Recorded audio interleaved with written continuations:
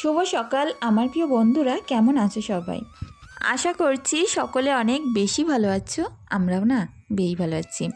সকাল সকাল গ্রাম্য পরিবেশে হাঁস মুরগি খেতে দেওয়া শুরু থেকে তোমাদেরকে উনুনে রান্না, তারপরে ঘরবাড়ি পরিপাটি, কাঁচা ধোয়া সবটাই শেয়ার করবো। আশা করছি তোমরা আমার পাশে থাকবে। তো যাই হোক, দেখো এদিকে অনেক বাসন নিয়ে সকাল সকাল পুকুরে এসেছি। আর যেহেতু 9টা-10টার মধ্যে রান্না সারবো, ওই কারণে একটু তাড়াহুড়োর মধ্যেই আছি। আজ আমি তোমাদের সাথে শেয়ার করব, এইভাবে বুদ্ধি খাটিয়ে চললে কখনোই সবজি বাজার করে খাওয়া লাগবে না। যেহেতু বর্ষাকাল, সবজির প্রচুর দাম, তো সেই কারণে আর কি। তো আশা রাখছি পুরো ভিডিও জুড়ে তোমরা আমার পাশে থাকবে আর তোমাদের বেশ এই আইডিয়াটা কাজেও আসবে। তো যাই হোক, এদিকে অনেকখানি বাসন, এগুলো মেজে নিচ্ছি। সকালের টাইম তো যত তাড়াতাড়ি কাজ করতে পারবো, রান্নাটাও কিন্তু তত তাড়াতাড়ি আমি করে নিতে পারবো। আর এই 2 দিন মাঝে আমি ভিডিও দিতে পারিনি, তার জন্য সকলের কাছ থেকে ক্ষমা চেয়ে নিচ্ছি। আশা করছি আজকের ভিডিওটি তোমাদের ভালো লাগবে। তো প্রত্যেক দিন রান্না বান্না, কাজকর্ম, খাওয়া দাওয়া করতে করতে যে কতগুলো করে চামচ হয় আমার তার ঠিক নেই। এতগুলো চামচ কি একা আমার হয় না প্রত্যেক বাড়ি হয়, আমি বুঝতেই পারি না।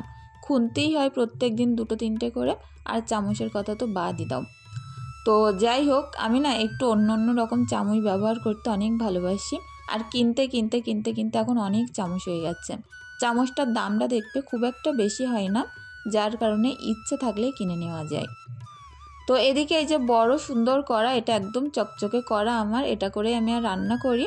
আর যেহেতু অনেক বড় কড়া, ওই কারণে ওটাতে রান্না করতে খুব সুবিধা হয়। তো প্রত্যেকটা বাসন সকালবেলা এই যে পরিষ্কার পানিতে ধুয়ে নিচ্ছি। আর এত সুন্দর ঝলমলে রোদ্দুর, একদমই বৃষ্টি নেই, কিছু নেই, বেশ ভালো লাগছে। সামনে এই যে শীতকাল আসছে মানেই কিন্তু সুন্দর ঝলমলে রোদ্দুর থাকবে। হয়তো রোদের তাপ থাকবে না, কিন্তু বেশ ভালো লাগবে গায়ে পড়লে। তো দেখো অনেকগুলো বাসন ধুয়ে নিলাম, চামচগুলো এক এক করে ধুয়ে নেব। আর আমি একটা বড় সাইজের গামলাও এনে রেখেছি। কি জানো তো, যেহেতু আমার রাস্তাটা প্রচুর স্লিপ, এগুলো নিয়ে বয়ে নিয়ে যেতে যেতে পড়ে যায় যদি, ওই কারণে গামলা এনে রেখেছি।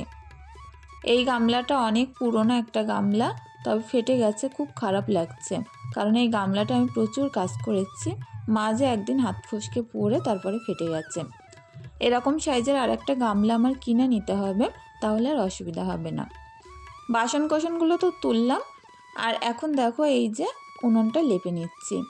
হাঁসগুলোকে ছেড়ে দিয়েছি, এত মজা করে সকাল সকাল ওরা ঘুরে বেড়াচ্ছে না সারা বাড়ি, দেখতেও ভালো লাগে। ইচ্ছা আছে 2টো রাজহাঁস কিনবো, ওগুলো বাড়িতে ঘুরে বেড়াবে, দেখতে আরও সুন্দর লাগবে। তো আমরা কিন্তু গ্রামের মানুষ, গ্রাম্য পরিবেশ আমাদের এমনটাই হয়। কাদা পানি, হাঁস মুরগি, উনুন, রান্না, কাঠে, এরকম আর কি। তো যাই হোক, তোমাদের সঙ্গে আমার যে সাধারণ জীবনযাপন, আমি সেটাই শেয়ার করার চেষ্টা করি। হয়তো শহরে অনেক বড় বড় বিল্ডিং আছে, অনেক রকম অনেক কিছু আছে, কিন্তু আমাদের এই সাধারণ জীবনে যেটুকু আছে তোমাদের সঙ্গে আমি সেটাই শেয়ার করার চেষ্টা করি। সাদামাটা জীবনযাপন তোমাদের ভালো লাগে কি আমি জানি না, তবে নিজের আপন ভেবে আমি তোমাদের সঙ্গে কিন্তু সব কিছুই শেয়ার করি। আমার হয়তো চাকচিক্য বাড়ি ঘরদোর নেই, কিংবা দামি দামি ফার্নিচার নেই, এই সাদামাটা যেটুকু আছে সেটাই শেয়ার করার চেষ্টা করি। আর সেগুলোই পরিপাটি রাখি, কেমনভাবে গুছিয়ে রাখি নিত্যদিনে, সেগুলোই তোমাদেরকে আমি দেখাই। খাটটা গুছিয়ে নিলাম, আর এখন এই যে পড়ার টেবিলটা গুছিয়ে নেব। পড়ার টেবিল বলা যায় না ঠিক, কারণ এই ঘরে এই টেবিলটাই খুব একটা বেশি পড়া হয় না। এটা কি জানো তো, ঘরের মধ্যে রেখেছি টুকিটাকি হাতের কাছে জিনিসপত্র রাখতে। আর রাতে দেখবে চাবি এটা ওটা রাখতে রাখতে কিন্তু অনেকটাই জায়গার প্রয়োজন হয়। ওই টেবিলটায় রাখলে বেশ ভালো হয়, ওই কারণে আর কি। তো গামছাগুলোকে দরজার উপরে রাখলাম, এক্ষুনি মেয়েদেরকে গা ধুয়ে দেবো, তখন আবার গামছাগুলো পেরেও নেব। আর এখন এই যে ঘরটাকে সুন্দর করে ঝাড়ু দিয়ে নেব। খুব একটা বেশি জায়গা নেই ঘরের মধ্যে, একদম সরু জায়গা, যতটুকুই আছে না প্রত্যেক দিন পরিপাটি করে রাখি। আর তার সঙ্গে খাটের তলাটাও ওই হাতে একেবারে ঝাড়ু দিয়ে পরিষ্কার করে নিই। সকাল 8টা বাজতে বাজতেই তো সংসারের সব কাজকর্ম হয়ে যায়, কিন্তু মাথায় একটা টেনশন থাকে, সকাল সকাল কি রান্না করব। না পাওয়া যায় সবজি আলা, আর না সবসময় ঘরে পয়সা। এক্ষেত্রে তো একটু বুদ্ধিসাধ্য করেই চলতে হয়, তা না হয় রান্না যদি একই রকম রোজ করি, একঘেয়েমি কিন্তু কারোরই ভালো লাগে না। আলাদা আলাদা রকম সবজির প্রয়োজন, রোজ রোজ নিত্য প্রয়োজনীয় জিনিস আর কি, সবজিটা আমাদের দরকার হয় আর কি। তো সেক্ষেত্রে একটু বুদ্ধিসাদ্ধি করে চলার চেষ্টা করি, যাতে করে সবজিটাও আমার হয়ে যায়, আবার কোনো রকম পয়সা খরচ না হয়। বিনা খরচে কিন্তু মাস কি মাস চালিয়ে নেওয়া যেতেই পারে। তো সেটাই শেয়ার করব, প্লিজ তোমরা পাশে থেকো। দেখো এদিকে বারান্দাটা ঝাড় দিলাম, অর্ধেকটা ঝাড়ু দিলাম, দিয়ে ময়লাগুলো এক কোণে রেখে এই ঘরটার সামনে রাখলাম। তো এই ঘরটা যখন পুরোপুরি গোছানো হয়ে যাবে, ঝাড় দিয়ে ময়লাগুলো বাইরে নিয়ে যাব, আর একেবারে বারান্দা ঝাড়ু দিয়ে রান্নাঘর দিয়ে বার করে ফেলে দেব। প্রত্যেক দিন এভাবেই করি আর কি। তা না হয় কি জানো তো, একটা ঘর গুছিয়ে তারপরে আবার পুরো বারান্দা গুছিয়ে ঝাড়ু দিয়ে বেরিয়ে যাব, এই ঘরের ময়লাটা আবার কোথায় ফেলবো, যেহেতু দুটো ঘর পাশাপাশি আর এর সামনে বারান্দা, তো ওই কারণে। তো যাই হোক, এই যে বিছনাটা একটু সুন্দর করে টান টান করে নিচ্ছি, আর বাচ্চা কাচ্চা পড়বে এক্ষুনি এখানে বসে। এখন যেহেতু পুজোর ছুটি 1 মাস, ওই কারণে প্রত্যেক দিনই তো বাচ্চারা বাড়িতেই থাকছে। তো পড়াশুনো বলো কিংবা টিউশন মাস্টার আসছে, সব কিছুই এই ঘরেতে হয়। সকাল সকাল ঘরবাড়িগুলো গুছিয়ে রাখলে মাস্টার এসে পড়ায়, তখন কিন্তু আর অসুবিধা হয় না। তো যাই হোক, এই আলনা টালনাগুলো সরিয়ে ভাবছি একটু অন্যরকম লুক দেবো ঘরটার, কোন দিন হয়ে ওঠে দেখি। তবে আমি ভেবে উঠতে পারছি না কোন জিনিসটা কোথায় রাখি। কারণ কি জানো তো, মাঝে মধ্যে কিন্তু ঘরবাড়ির জিনিসপত্র একটু সরানো নাড়ানো দরকার। এতে করে আলাদা রকম একটা ফিলিংস আসে, আর কাজের প্রতি আগ্রহটা আরও বেড়ে যায়। তো ভাবছি এই টেবিল, আলনা, তারপরে ওই পাশে বাক্স আছে, এগুলো সরিয়ে এখানটায় দেবো আমার তক্তপোষটা, আর ওই দিকটায় দেব এই সকল জিনিসপত্র। দেখা যাক কবে কি করি। ওই যে জানলাটা আছে ওখানটায় ভাবছি টেবিলটা দেব, সিমরানের পড়তে কিন্তু অসুবিধা হবে না। আর দরজার পেছনে বিছনা ফেলে রেখেছিল আমার মেয়ে, তো বিছনাটার এই ঝুলগুলো না কি অবস্থা হয়ে গেছে, ঝুলে ঝুলে বেরিয়ে আসছে আর কি। যেগুলো ঝুলঝুল করছিল সেগুলো কেটে ফেলে দিলাম, আর ধার দিয়ে আবার নতুন করে কাপড় লাগিয়ে নিতে হবে বিছনাটায়।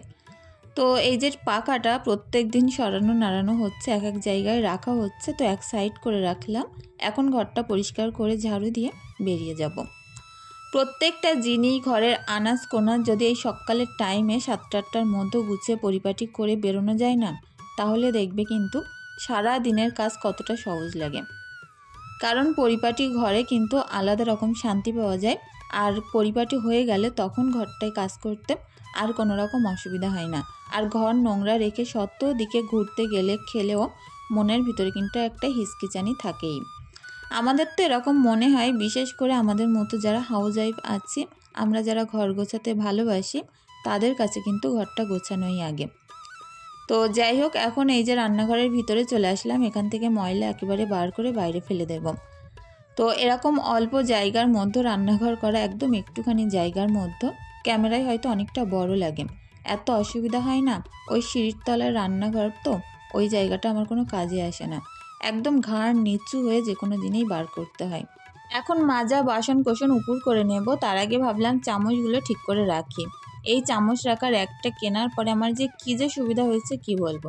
সবসময় চামচগুলো নিয়ে ভাবতাম এখানে রাখি ওখানে রাখি, দরকারে খুঁজে পেতাম না।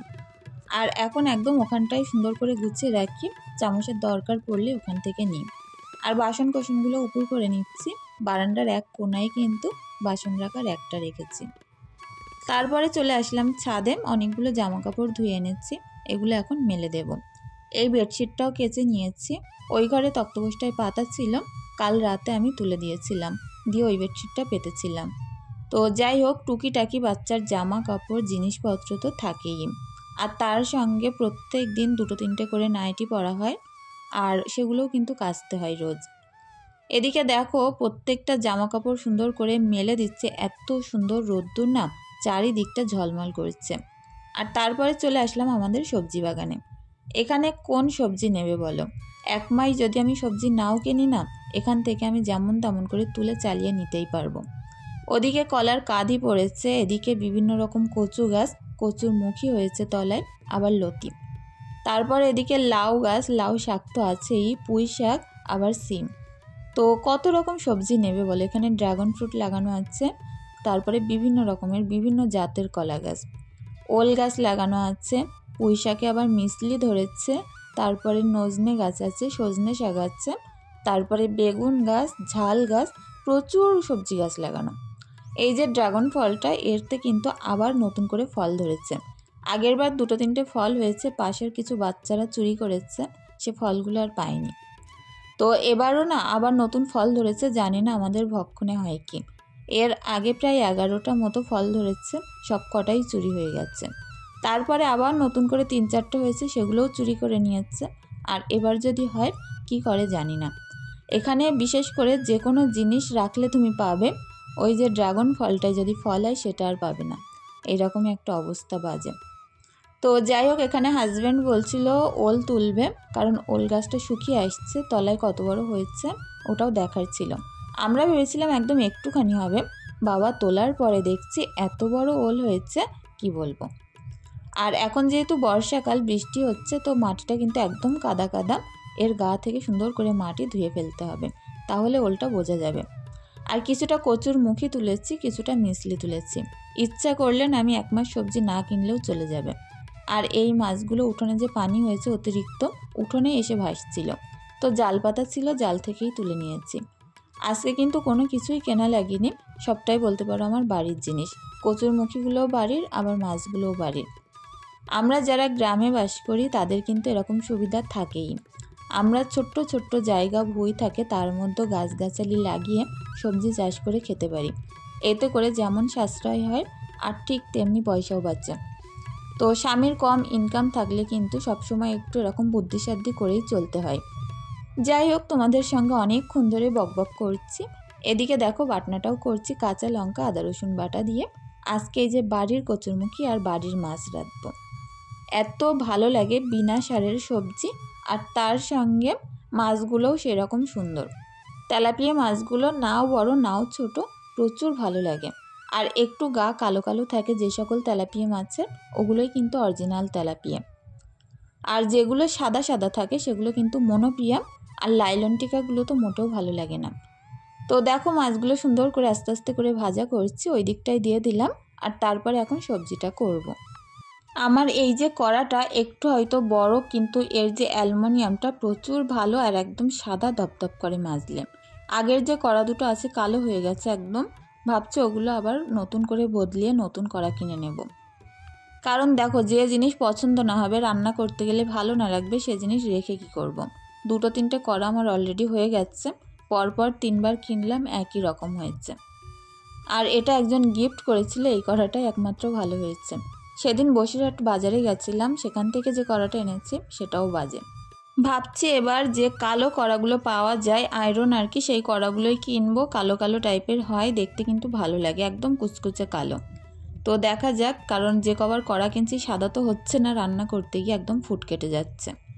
তো সবজিটা এখন হালকা পানি দিয়ে ঢাকা দিয়ে রাখলাম, যেহেতু বাড়ির সবজি গলতে কিন্তু একদমই সময় নেবে না। আর যেগুলো অতিরিক্ত সার দেয়া থাকে, কচুরমুখী আর কি, প্রচণ্ড দেরি হয় গলতে। অল্প কিছুক্ষণের জন্য ঢাকা দিয়ে রেখেছিলাম, 10-12 মিনিট, তার মধ্যেই একদম কচুরমুখীগুলো গলে এসছে। হালকা করে কষিয়ে নিয়ে এখন এই যে ঝোল দিয়ে দিলাম। আর এই যে কাঁচা ঝালের একটা দারুণ ফ্লেভার আসে না, এটা যে কি দারুণ লাগে কি বলবো। আর মাছগুলো কড়কড়ে করে ভেজেছি, মাছগুলো তুলে দিয়ে কিছুক্ষণ ঢাকা দিয়ে রাখবো। তোমাদের সকলের কাছে একটা অনুরোধ রইল, যারা আমার ভিডিও রোজ দেখো অথচ লাইক কমেন্ট কিছুই করো না, প্লিজ একটা করে লাইক করে দিও, অনেক ভালো লাগবে আমার, জানো তো। কারণ এত কষ্ট করে ভিডিও বানার পরে যদি লাইকটাই না পড়ে প্রচুর খারাপ লাগে। হয়তো তোমরা ভিডিও দেখো কিন্তু লাইকটা করতে ভুলে যাও। সকলের কাছে অনুরোধ রইল, প্লিজ একটা লাইক করে দিও। আর আমার ভিডিওর ভিতরে, আমার কথার ভিতরে যদি কিছু খারাপ লেগে থাকে তোমাদের, আমি সেটা ক্ষমা সুন্দর দৃষ্টিতে দেখার অনুরোধ করছি। সকলে অনেক বেশি ভালো থেকো, সুস্থ থেকো। আজকের ভিডিওটি এখানেই শেষ করছি, ধন্যবাদ।